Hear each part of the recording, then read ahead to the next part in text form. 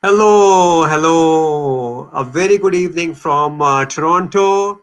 A beautiful sunny Toronto after a while. We had rains for almost a week, and today the weather is beautiful.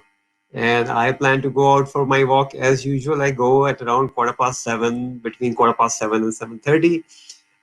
Thank you very much for joining in. I'm sure today's show is going to bring some more interesting insights to your journey as an immigrant, and what are some of the things that you should really be considering to move on and reinvent your careers in Canada. This show every fortnight, every 15 days, uh, comes to you via my LinkedIn Live and my Facebook page and my YouTube in collaboration with the one and only Brent Edwards. Hello, Brent.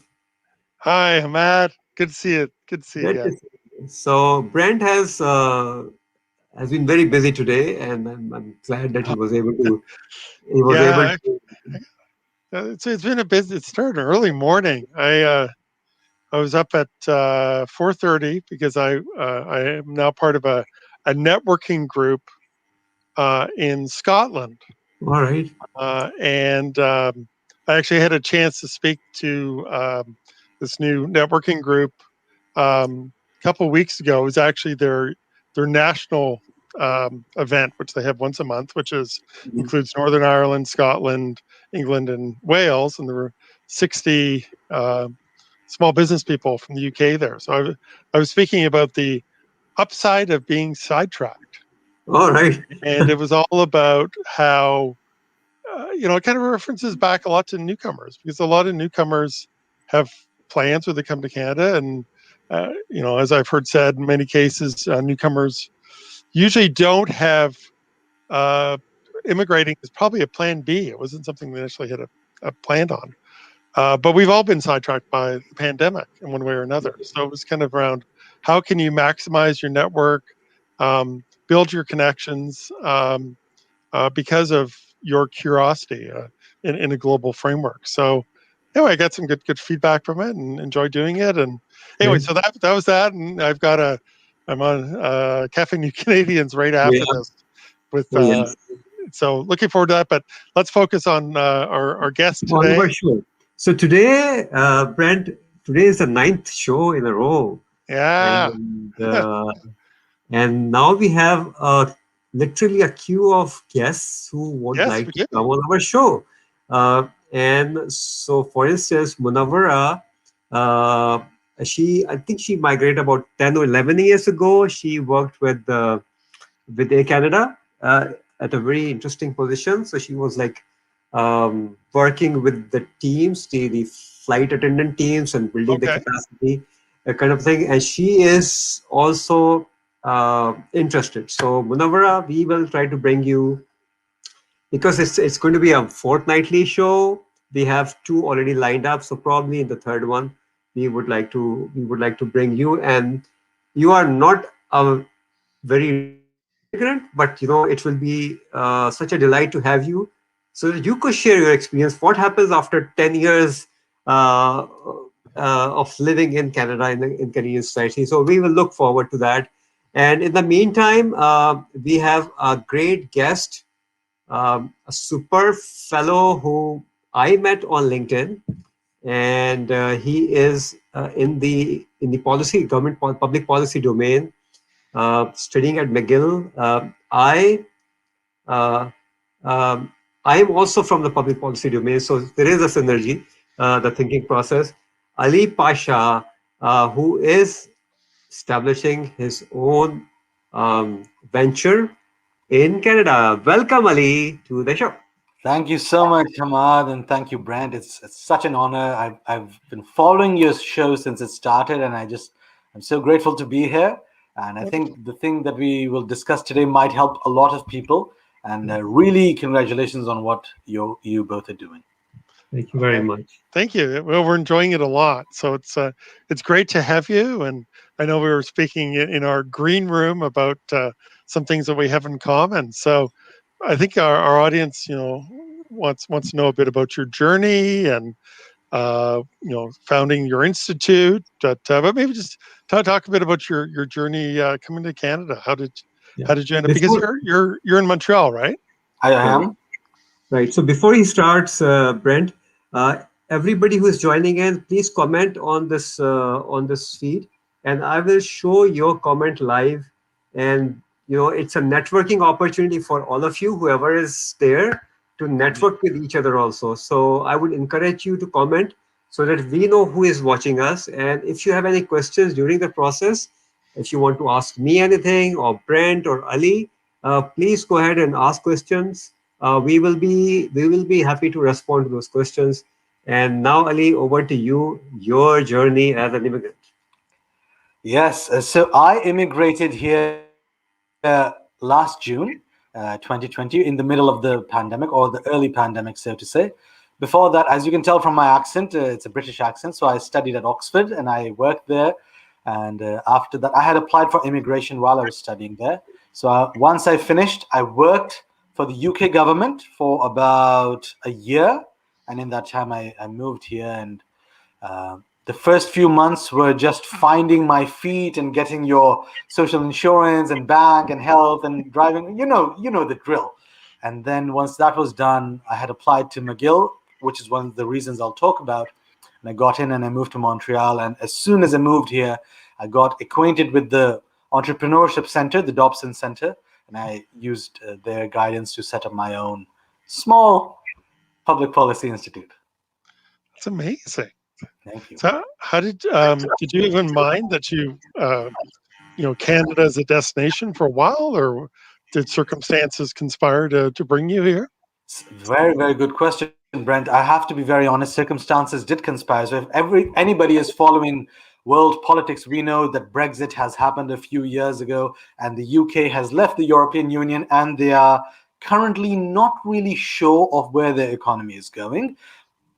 Couple that with the new post-COVID or during COVID economy. So the situation there is very precarious. And while I was there, I was always in two minds, stay here or go to Canada. And I thought, we have to take a leap of faith. Yes. And I just took it. And I came here and I didn't know many people. I didn't know. I just had one aunt Wow. in Milton. And I said, I'll come here and I'll see what I can do. And so far, it's almost been 1 year. And I'm glad I came. I love the UK. My parents are there. It's home for me. But I wanted fresh pastures right now at this point of my life. Interesting. Wow, it's a brave move. I mean, as the viewers know, like I was born and bred in Canada, lived here my entire life. Yeah. Very passionate about helping newcomers. Yeah, and I think today's actually I was on a networking event in Scotland earlier today, and I think it's actually the equivalent of, I guess, what we would call provincial elections Right. in Northern Ireland, Wales, Scotland, Yep. and Ireland, in England. So Absolutely. A lot of my friends are standing. Yeah. For local wonderful. elections. Yeah. Yeah. So tell us just a bit more, I guess, about in terms of the area of public policy that you specialize in, and then we'll hear a bit later about some of your suggestions for newcomers.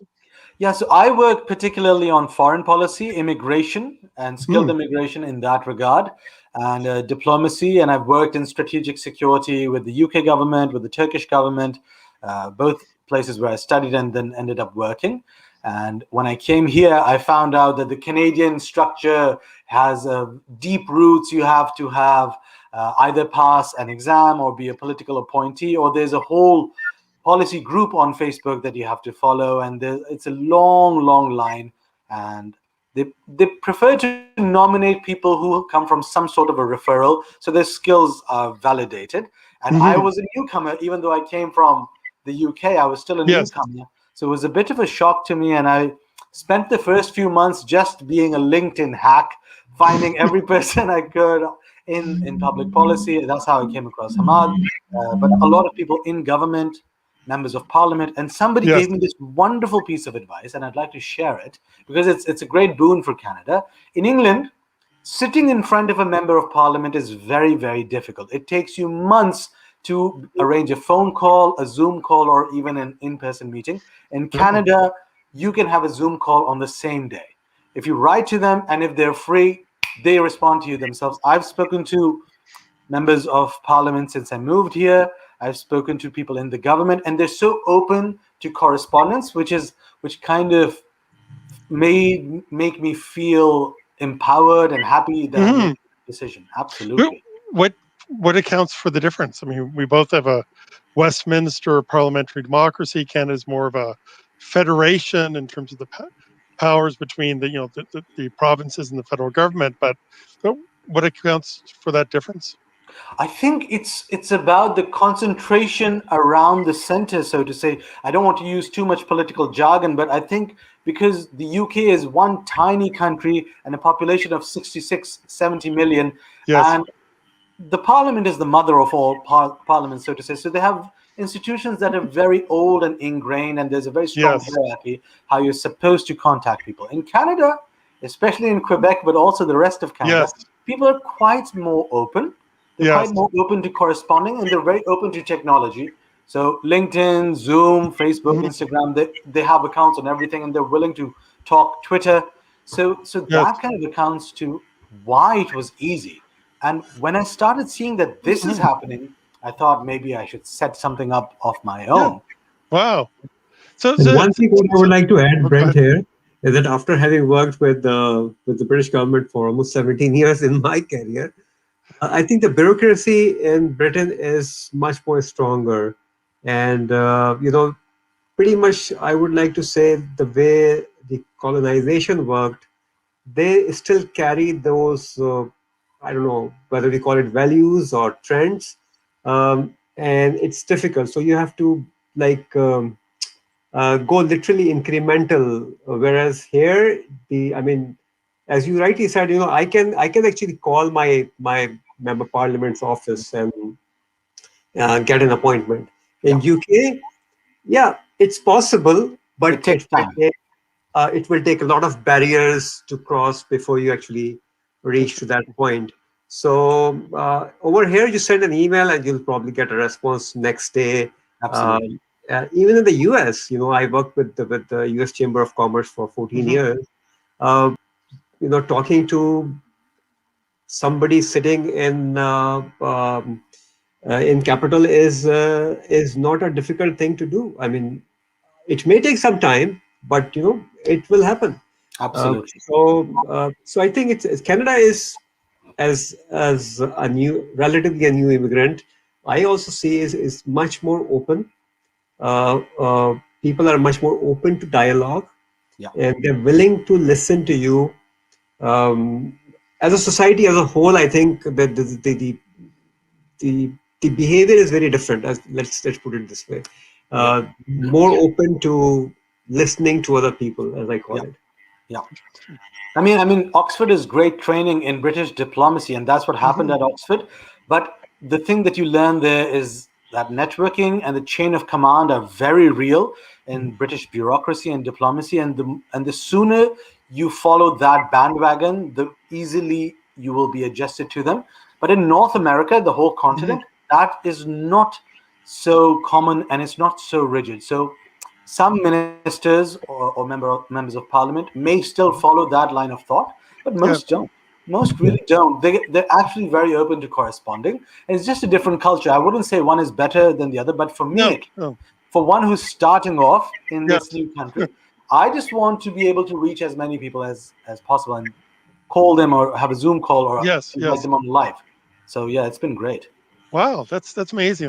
I think we make all these assumptions that with similar countries where there's a lot of similar political background and institutions, we assume that they're a lot similar, but in some cases, Yeah. as you're finding, they're quite different.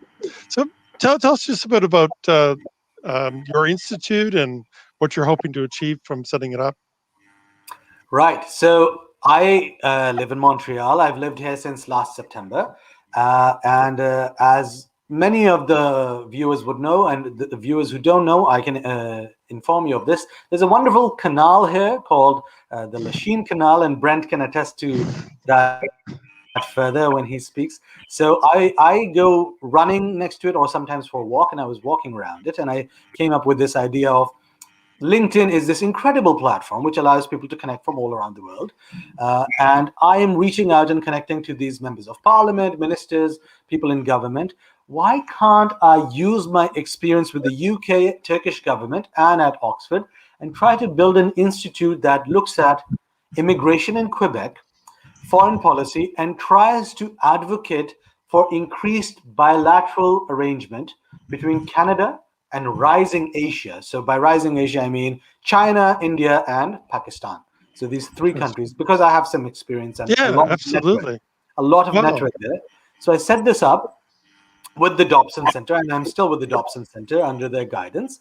And I started two things. I started a series of dialogues quite similar to this one, where I would invite a prominent member in the country's government or in the entertainment industry or sports and get them to talk about what they've done and what Pakistan has to offer, what India has to offer, and open it up to the Canadian audience. And then Wow. the vice versa would happen. So Yes. increased visibility between the two would happen. The Yeah. second thing I did was because of McGill. McGill's been such a big help. It allows me to connect to people who are working in government and allow me to either do some research or some Yeah. advocacy work on whatever projects, which are some are confidential, some are not. So I started doing that and built a very small team of four Yes. within the year. And so far, it's going okay. In October, I'm going to have my first review, and then Okay. the next round of funding, hopefully. Yes. So that's how it's been going so far. Yeah. Sounds like it's been a great start. I mean, as we were talking offline, so yeah, I was born in Lachine.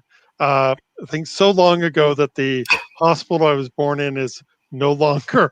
But yeah, my dad used to work at a big company that was right next to the canal, so I know the area well. So since Yeah. we've gotten here, it sounds like things have been going really well. One of the things we were looking at um, doing tonight is looking at some like tips Yeah. that you might have for newcomers. And I think Hammad, we were looking at, I think maybe having 5 tips that Five five, challenges first, 5 challenges. There we five go. challenges, and I kept it five. I could have said 10, but let's have five. I think Five 5 is more than challenges. enough. Yeah, Yeah. five challenges. And how do you deal with those challenges? So first challenge, I think you have been dealing very nicely, which is lack of network. So this is one thing that every immigrant, as soon as you board the plane, you leave your social capital. I always say that all your social capital is dead, no longer exists. You come in well, a barren land as far as the social capital is concerned, and you have to build that social capital. Yeah. And building social capital takes time Yep. and efforts and strategy. So you have nicely done that part, which we would like to. I mean, you have already touched upon it, but that's one challenge. And what are the four other challenges do you think, generally speaking, in within your own community, when you wherever you move, people face, and what are your recommendations to deal with those challenges? Because again, the idea of this session is to help newcomers and those who are waiting for their PRs or looking at Canada as a potential country to move in, Yeah. kind of help them think through as to what could be certain things that they really need to look at other than buying warm clothes. I said, don't buy warm clothes, because your warm clothes in India and Pakistan and Dubai won't do any good to you. You will only be carrying load. That's it. Yeah. And the warm clothes that you buy in South Asia are not really Not warm. warm. Yeah, I bought shoes from England and I brought them here, and they're big boots, great for the UK, horrible for Canada. And I Yes. bought a nice thin, just a easy breezy jacket, which was made from Canada, and it has protected me from everything. And if you want to know anything about Canadian winter, please research Canada Goose, which is a great company, Yes. and just see what they produce. So no, do not Uh, buy. Ahmad is absolutely correct. Do not buy any warm clothes. Just come and buy them here. But Ali, so I'm going to introduce you to my daughter who goes to school at McGill, right, and every time we would drop by to drop, care packages off, she always wanted to make use of our van to go shopping, which is there's some great shopping for winter clothes and other things in on Montreal Island. So anyway, we can connect about that. Absolutely. Yeah, Sorry. no, there's so much. Absolutely. You're very true. So I think Hammad hit the nail on the head, which is networking. I kind of divided the networking into two parts, and I'll just tell you one by one what I had decided. The first thing that I saw here, because I came from one of the best universities in the world, and I thought, once I'm here, great, I'm from Oxford. They would say, oh, Oxford, come right in, we'll get you a job. But that is not really how it happens. How it happens is Canada is a very insular country, and rightfully so. They value something that is Canadian made. That's why I gave the example of Canada Goose, and they value things that are Canadian. This raises national morale. This is so beneficial on so many fronts. So when I came here and I told people that I'm from Oxford, they said, great, it would be beneficial if you had any degree from any Canadian university. And it's not necessarily for the content of the degree, but for the network.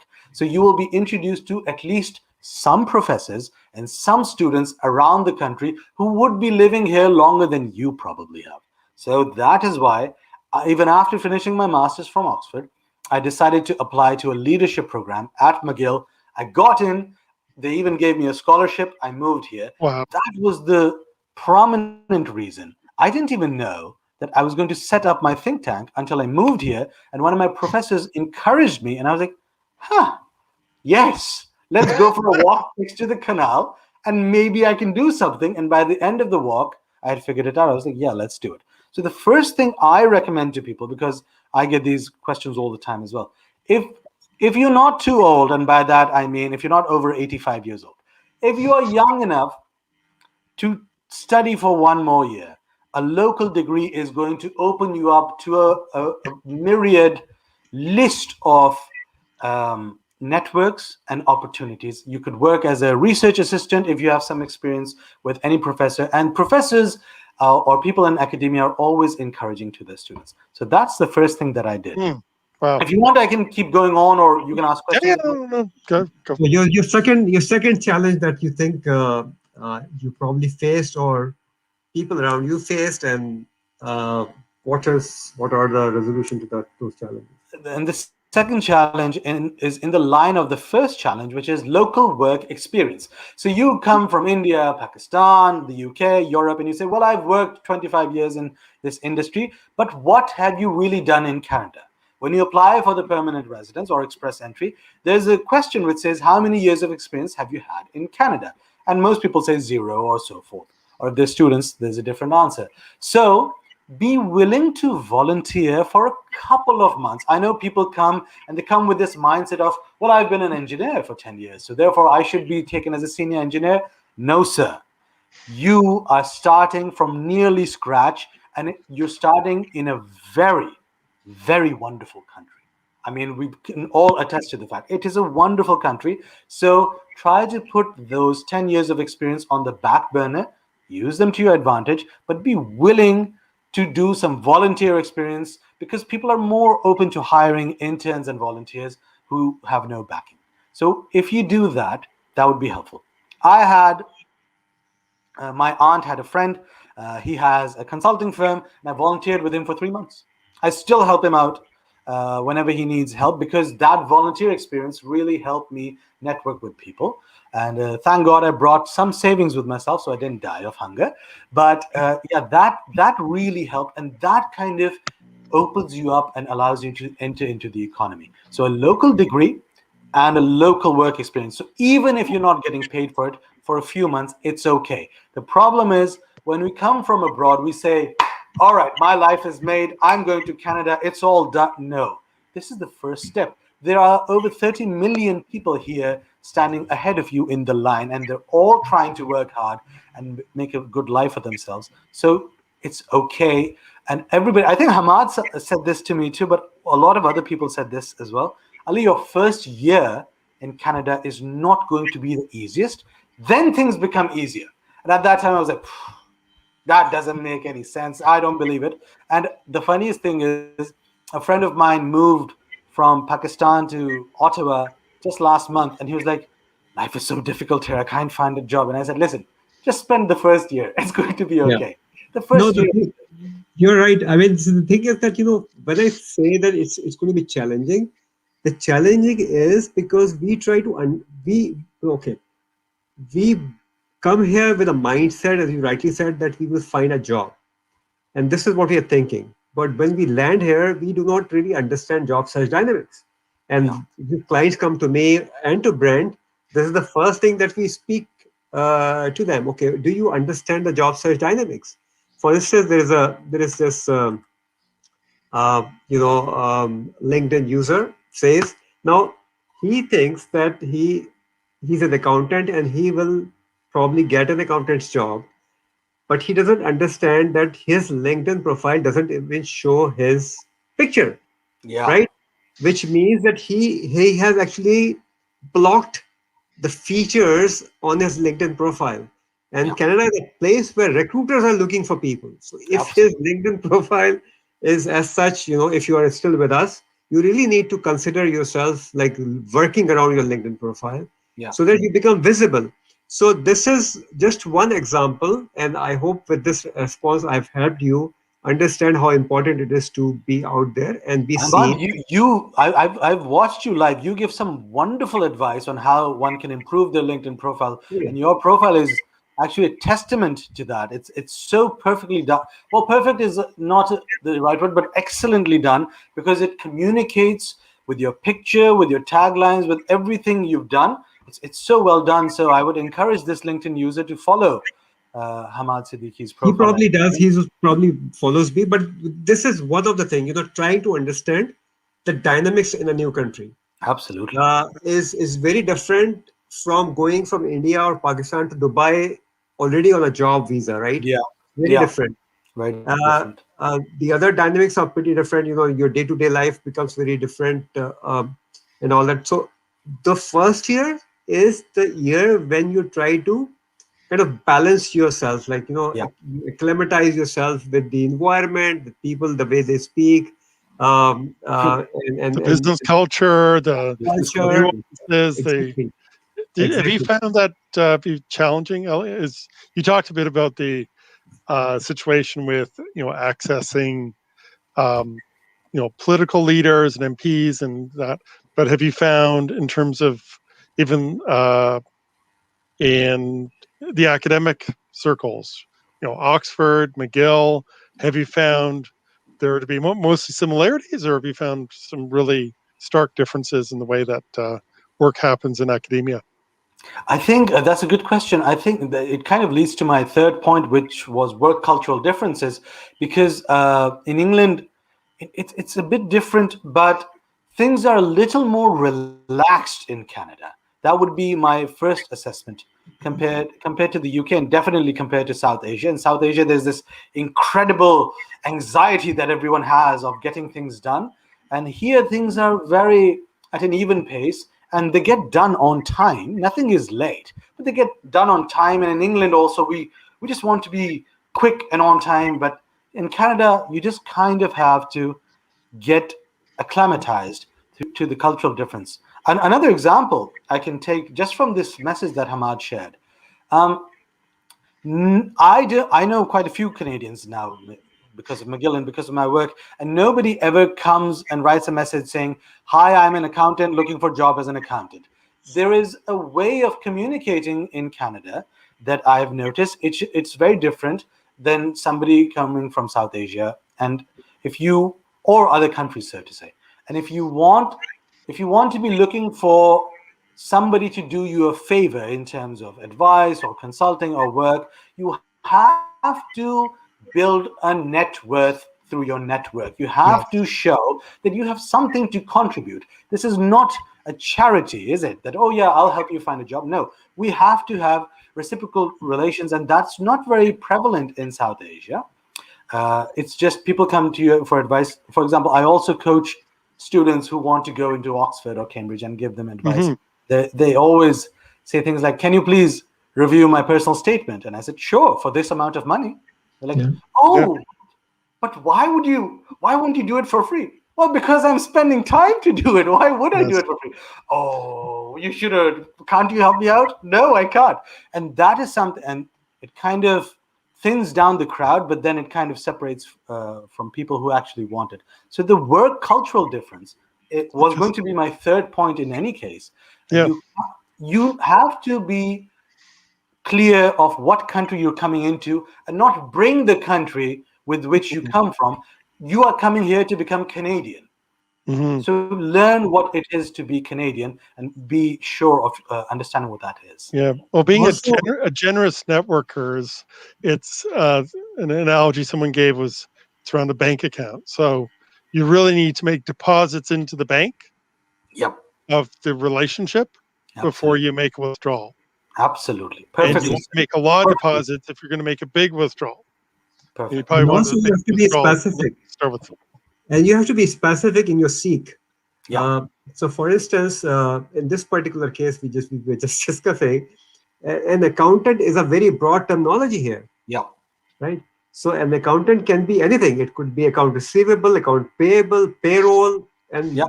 maybe another 20 different descriptions. Absolutely. So, this is a country that actually is looking for specialists. Yes. And I would even say it is unfortunate that people coming from South Asia uh, are very smart, highly educated, but they're pretty journalists. And they have to reinvent themselves. And we said, reinventing your career Yeah. is to reinvent themselves from in the Canadian society, which is you have to target, okay, like you rightly said, go back to school, maybe just do a diploma program, right? Which Yeah. is in Ontario, for instance, you can even get government support to do it, like OSAP. Yep. Yeah. Yep. That I, 1 year program will be piece of cake mhm. for you because you are experienced already, right? Yep. But your network and your credibility will be probably 5x within that 1 year. Yeah. And Absolutely. that is something that people do not really understand when they come here. Uh, I Absolutely. think if it's a really big organization, they especially, love specialization. If you get into the small organizations, there's probably more room for generalists yes. Yep. because of the number of tasks that need to be undertaken. But a lot of it is, again, your target in terms of your That's a career, where very you want good to go. point, Brent, because what people end up doing is, oh, I want to be XYZ at Deloitte, I want to be XYZ at PwC, KPMG, all these big four or some Hmm. Apple or Google, and they have to realize that it's not a small boutique firm where you could be a generalist. You have to go to these firms and show them that this is the skill that I'm bringing, and this is the work that I've done, and this is what I can deliver, for them to give you a second thought. But also to Hamad's point and to my previous point, if you apply for a job even on LinkedIn, the first thing that people see next to your photograph is what where you work right now and what university was your most recent one. So if it's a Canadian name, even if it's a diploma, you have a stronger chance of being remembered and saying, huh, my daughter went to McGill, this fellow went to McGill, huh, maybe I can think of contacting this fellow further, as opposed to somebody who went somewhere and you just don't know the name because people are reviewing it. So absolutely, Hamad, I completely And you agree. rightly said also skill. That you use this word which I use all the time. I think I recall, when we discussed it over phone, I actually said that it doesn't really matter how much experience you have. It's very difficult for Canadians to, even like Desi Canadians, to understand or relate to that experience Yeah, because a lot of Desi Canadians haven't gone out of Canada. They probably no. have No, drove across. they've probably gone to the U.S. Yeah, Hmm. They yeah, may have gone to Europe, maybe that's it. maybe Yeah, Asia, but probably not have tried. That's the event. That's one of the advantages that the newcomers bring is they've got so much international experience. It's a matter of uh, finding a place where you can actually showcase that yeah, and put it under the Skills. spotlight because it's such an And advantage. skills, they can really show their Hmm. experience. Rather talking about experience, if they could show their skills, the way Ali you showed, what you showed is your skills in public policy, right? yeah, And that's what you did. That's what I did. Like, I was talking to someone yesterday on a possible collaboration, and when I kind of explained exactly what I had been doing, she was amazed. And I said, but the thing is that I'm only using a fraction of my experience and knowledge in establishing myself because I know this is how much I need, but I am actually targeting. So when Brent speaks to business people who are interested in doing business, this is exactly what he does. He tries to understand what skill that one person has so that he could match those skills with the demand in the marketplace. Brent, this is exactly what you do, Yeah, yeah? it's all about segmentation. It's who you Perfect. targeting. That's what it Absolutely. comes back to. Absolutely. I'm gonna need to sign off in a couple of Yes. minutes. I've got another appointment, another interview to go to. But let's see. I think there's probably still a couple more tips that you might have for us, Ellie. I do very much so. And just on the topic of skills, it's not just the hard skills that you need to practice when you're in Canada; it's the soft skills as well. So oral communication, writing, managerial work, project management, leadership, so on and so forth. People are not leveraging what they have learned once they come here because they just say, "Oh, job title done. Give me a job." But it's better to spend one day applying for one job with Yes. full detail, Yes. understanding everything, tailoring your CV and your cover letter and your Yes. application form accordingly, as opposed to applying to 100 jobs in a day and just doing, oh, I applied to 100 jobs, I didn't get anything. No. Believe me, I did the same thing. And within the Yep. first month, I was like, I'm doing something wrong. I'm Yep. sure I'm doing something wrong because this isn't 100 applications a day. That's 3,000 a month.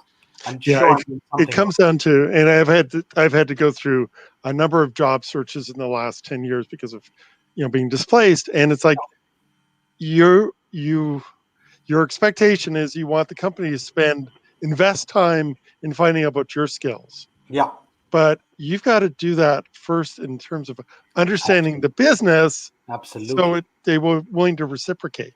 Yeah, If you're not willing to spend more than a few minutes filling out a form yeah, and sending in generic cover yeah. letter and generic resume, you can't expect that they're going to spend more than a couple minutes looking at your resume and unfortunately Exactly. looking for somebody else. Exactly. And you have to set yourself apart from the crowd, right? Oh, What sets you apart? If you're just going to say, "Hi, I'm writing to apply for this job. I'm great at XYZ." Well, everybody else can say that too. What do yes. you have to offer? So for that, my probably fourth or four and a half point is to develop an online presence, at least on LinkedIn. Like this fellow again, I don't know your name, but please add a profile picture, add a decent name, add a decent description. So if you apply for any job, what most employers would do if they shortlist you, they're going to Google you. And if they don't find a picture or any history, they're going to say, this person does not really exist. Everybody has an online presence now. So if you're looking at LinkedIn, Instagram, Facebook, there's so many things, Twitter, try to work on that too. If while you're applying for jobs, Yes. apply to like 10 jobs or 5 jobs a day. And in the meantime, develop this presence so somebody knows exactly what you've done and the skills that you can bring to the job. That's very helpful. Absolutely. So I think I'm going to probably have to duck out here, but you're talking about we have one of the subject matter experts in the country, um, in Hammad, who can provide some more expertise, and I'm sure he's got some more questions. Ali, it was a pleasure to meet you, and Me too. we will Yeah. connect up offline and talk a bit more about places for shopping in Montreal. Right. Sounds good. It was great. It was Have great to see you. a Matt, wonderful we'll evening, see you Brent. in a Thank you couple very Thank of you, much. Brent. Take care. Thank you very much. Bye-bye. Bye. All right. So Brent had to go to attend another live session. Um, we will continue, and there are a couple of things that there are a couple of questions actually, which we can address as we go along. Sounds good. And one question is from Jim. Thanks, Jim, for joining in. And his question is, how have you leveraged LinkedIn groups to elevate your visibility? Thank you, Jim. That's a good question. So, LinkedIn groups, or job groups or whatever. It's not the group; it's the people in the group.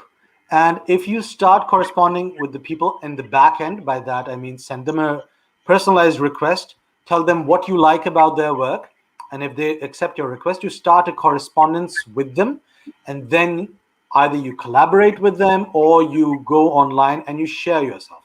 So visibility will come when you become visible. So go online more, go live more, share more content, And what will happen is people that you have corresponded with or connected with, they start seeing your content, and if it resonates with them, then you can do more and more and you can work together.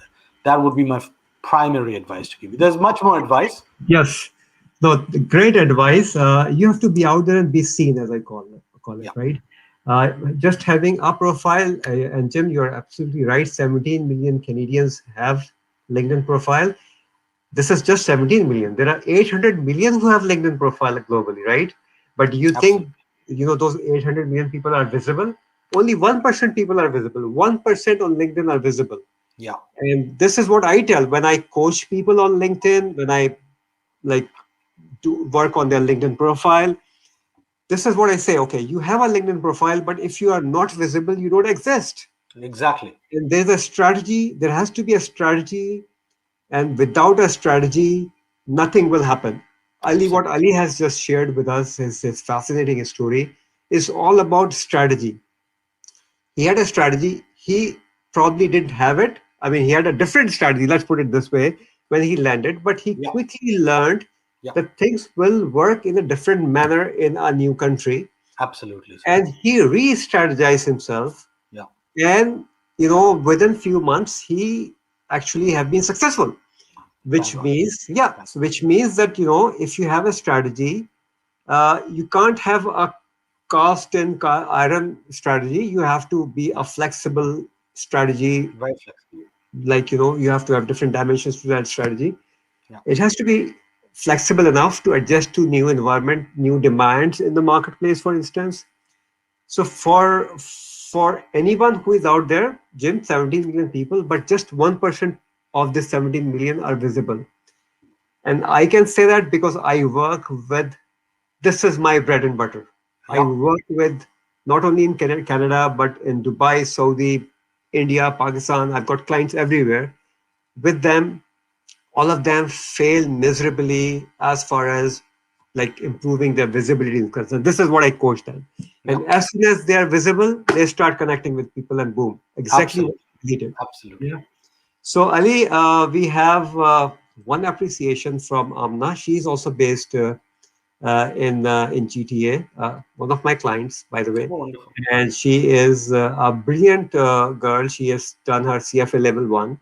And so thank you, Amna, for joining in. And one day I would like to invite you also to this. She's a newcomer as well. Yeah, And we have Samir. They could, I mean, see, again, this is a typical question that I get. And yeah, another question that I don't like, probably you get it too. yeah. People come and they say hi. And there's silence after that. I Yeah, mean, yeah, Samir.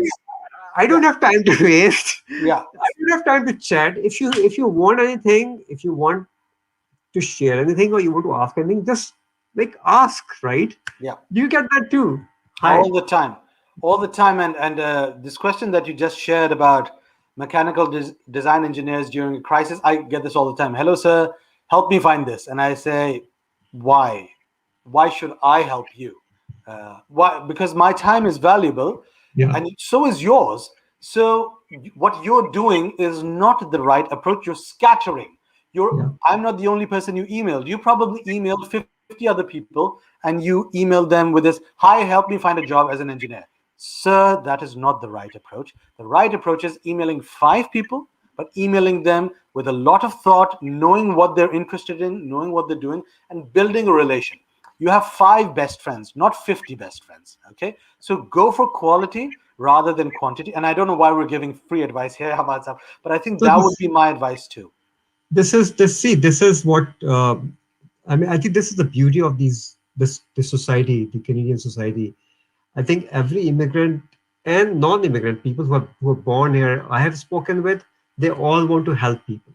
Yeah, And whatever way they could, like, I can help them mentoring, you can help them mentoring. Okay, we have a business, we have to put food on the table, we have to pay for our mortgages and everything, which means that we have to charge also. yep, uh, and But again, side by side, we have these things. I mean, the way you have spare time, Brent and my, yep, we both spare time every fortnight, and there's a preparation behind it, right?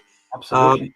And we spend time, and then people come in and join in. People like Amna, Jim, and there are other people who came and join in and listen.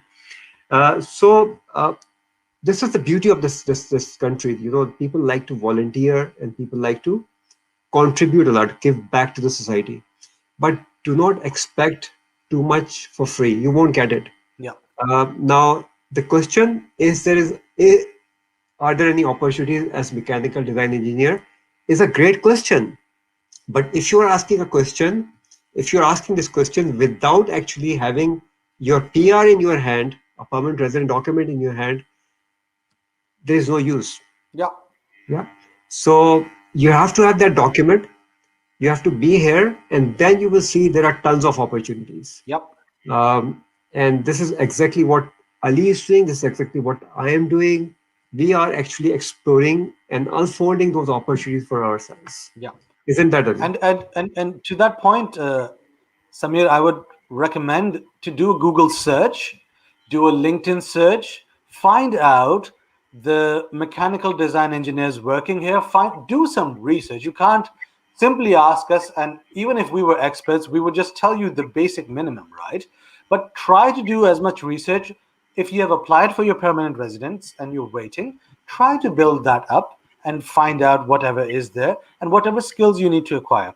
So my final point, Hammad Sahab, was going Yes. to be the language one must learn if they want to come to Canada. So as you also work in public policy, I work in foreign policy. So I didn't know how big of a thing French was once you come to Canada and Yes. work in the government. And that's one of the reasons why I applied to McGill and not Toronto or McMaster or Ottawa for that reason, because I wanted to be in the city where French is spoken and I wanted to improve it. So now it has improved more, but it's still not up to mark. Because the advice that I give to people, whether they're permanent residents, fresh students, or people who are thinking to come here, in the time that the government processes your application, equip yourselves with the skills and knowledge you need to be one step ahead of somebody who's starting from scratch. So if you can learn an extra language, which is French, please learn it. If you can learn any data science tools, please learn it. Kit your CV, start networking, find out about your jobs and similar jobs, and try to do the, what shall we say, background work before you set foot on the Canadian soil, so that once you come here, you kind of have some idea of what you do. So that would be my final point, and kind of goes on from what you were saying too. You're absolutely right. I think it's a process we all have to adopt, and without a process, nothing happens. And this very famous saying from Tony Robbins: "If you change the output, you have to change the input and the process." Oh, perfect. Oh, Unless we do, unless we don't wow. change the input and the process, the output won't change. It will be the same Absolutely. output. Um, Absolutely. and also, famous Seth Godin also said something on the same line. If Yeah. you want to be a cog, you will always be a cog, right? Yep. But if you want to be a linchpin, you have to work as a linchpin. You have to develop yourself as a linchpin. Yep. Oh, Uh, perfectly said. and we all do this all the time. We don't realize it. A lot of immigrants don't realize it, and then they suffer. And once you are in what I call a depressive mood, when you're driving Uber or working on a survival jobs, Yep. then you don't really find time to scale or to No. learn something new. Exactly. So your first year is extremely critical. Very. Do not spend your money. Well, it's just a thought, by the way. It's an opinion rather. Uh, uh, do not spend all your money in buying an expensive house. Oh. You will always be able to buy that house because Yeah. uh, you know you can. I mean, the system is such that you can if you Yeah. have income, right? So as a newcomer, a lot of people come and you stayed in Milton. All the desis are Milton is full of all the desis, right? They buy and they throw in $1.2 million into a house, right? They could simply rent it for a year, Yeah. learn the norms, and people go out and they buy like probably 4x4, right? Uh, I mean, okay, you can do that, but do you really want to buy a brand new car? And so, if you can work out your liabilities, in a very like strategic fashion, you have more cushion and you have more time to learn and implement those strategies, Yeah. Ali. And look at the long term. Invest in what can bring you returns in the next year, 2 years, 3 years, 5 years, rather than just collecting your assets. So I have a big house and a big car, but no job. So that's all your savings that are gone, and you're not going to rent it out. Try to think, what can I do if you have enough money to purchase a house? I'll rent it for a year, and the money that I have saved, maybe I can invest it in personal development or starting a company or so forth. There's so many things that one can do rather than just accumulating assets. This is not heaven at the first step. You don't just leave South Asia or China and you come here and say life is great. You have to build up to that life. But the beauty of this country is that life is possible here, but you have to Absolutely. put your work into it. Absolutely. Absolutely. Claps for you. I think you just nailed it. Life is possible.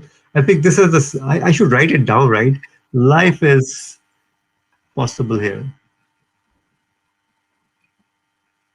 This is kind of music to my ears, listening to an Oxford graduate. Thank you.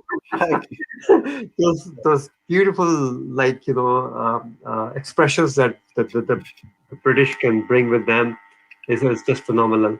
So thanks, Ali, for your time. It's Thank you, been sir. almost like 50 minutes now in conversation, and time just flew like that.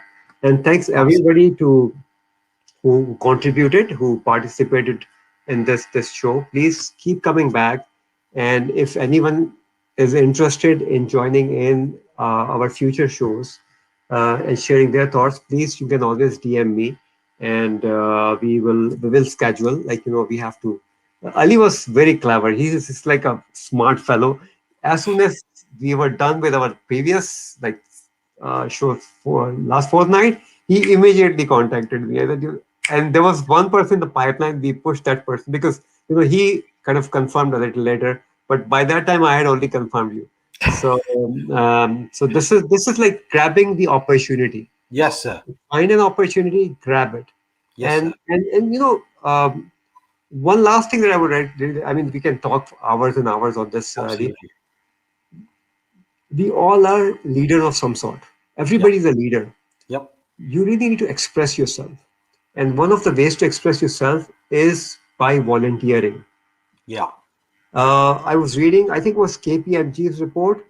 KPMG did a survey of headhunters and recruitment like experts, and they all said they would prefer to see at least one voluntary experience in resume. 80% of them said that because that shows that the person has leadership capability. Absolutely. Yeah, because you have to take initiative. You have to be Yeah. brave enough to go and work without money, right? Yeah. To Yeah. serve the community, Absolutely. and often spend your own money. Like when I started volunteering, when I came here, I was picked up by Jumpstart Refugees Canada as one of the like mentors for highly qualified refugees who come here. Right. And I had to spend my own money to and time to actually travel from Ajax to downtown Toronto.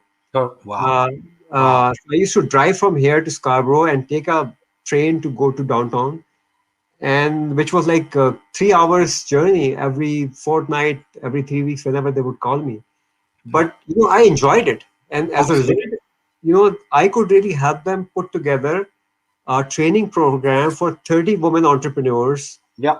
refugee entrepreneurs, on entrepreneurship development. The relationship still continues. So Perfect. And it kind of tells people looking at you that this person is not only in this for the money. yeah, We do our basic day jobs for the money, so it allows us to have a livelihood. But what else drives you? So if you're helping new immigrants, thank you, Samir. That's very nice of you to say.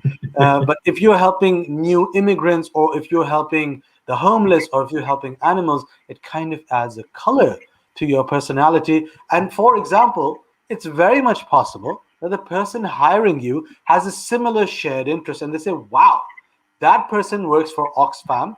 I used to work for Oxfam. Let me talk to this person. So volunteering, absolutely, sir. all right. Agree.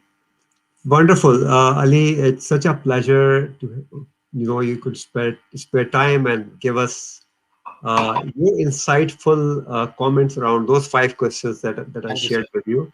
Well, I only shared like come up with five pointers because at least we are. So this is kind of a unique show in a Yeah, way for the community, for the immigrants community, because a lot of shows that are happening around on social media are talking about buy mortgages, buy insurances, and stuff like that, or immigration. We are targeting in a very different manner. We really want to help people think through and learn from experiences as to what are some of the very basic things very true. we should do to make it happen in Yeah, Canada for yeah, us, for our families, and for the Canadian society. absolutely, sir. So thank you very much. I will speak to you in 2 days offline, and would like to learn more from you, and see Vice how we versa, can sir. probably collaborate or kind of Yes, sir. work together on a few things. There are so many mutual interests, and again, a big clap for you for Thank you. all that you have been doing, Thank you, sir. and great advice that you have given to the community today. Usually, I'm not a big quote unquote influencer, but my live usually is seen around 700-800 times in 24 hours. So hopefully, you will receive some connection request. So I will request you to kind of validate, vouch before you accept. I don't know most of the people, but I encourage people to follow Ali Thank you. for learning and follow each other also. Whoever is commented, whoever is here on social media, it's all about networking. It's all about the your ability to be seen, right? Yeah. And Ali, thanks, and have a very very good evening Thank you, sir. and a wonderful Jumatul Mubarak tomorrow. Thank you. And tomorrow is Al Jumatul Wida also for us who are fasting, Yeah. and advance Eid Mubarak also to you. You too, sir. Thank you. Eid Mubarak Thank to you you very as much. well. Thank you. Have a good iftar. Thank you. Thank you. Um, all right. Uh, my LinkedIn family, thank you very much for joining in. And you all are amazing. Jim, you said you are amazing. You are amazing also. We all are amazing. We have to show our amazingness, as I call it, right? And the way that we do it, we spend every fortnight 1 hour at least talking to people and bringing people on board to discuss how they can do better, more and faster as immigrants, as Canadians in the Canadian society, and how beautiful this whole country and the community is in Canada. So, with that, thank you very much for everyone who joined in. Please keep coming back to my feed. I share tons of information on networking and how do you use LinkedIn. I also have a training program that I run. The next one starts on 17th of May, in which I help my course participants to become all-star LinkedIn users, right from branding and content and networking. It's a 4 weeks program, and also provide LinkedIn optimization service for those who are interested in that. So stay connected and stay growing. Thank you very much. Have a wonderful evening. Bye-bye.